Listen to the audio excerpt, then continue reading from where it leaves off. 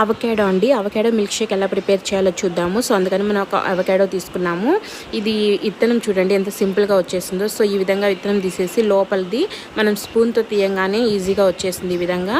So ఇది mixie జార్లో వేసేసుకొని కొంచెం పాలు, షుగరు, ఐస్ క్యూబ్స్ వేసేసుకొని మిక్సీ పట్టేసుకున్నామంటే మనకు జ్యూస్ అనేది ఎంతో సింపుల్గా రెడీ అయిపోతుంది.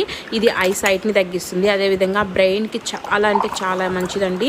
ఇది దొరికినప్పుడు మిస్ చేసుకోకుండా తీసుకొచ్చుకొని ఇంట్లోనే జ్యూస్ ప్రిపేర్ చేసుకొని ఎంతో హెల్దీ అనే డ్రింక్ తప్పకుండా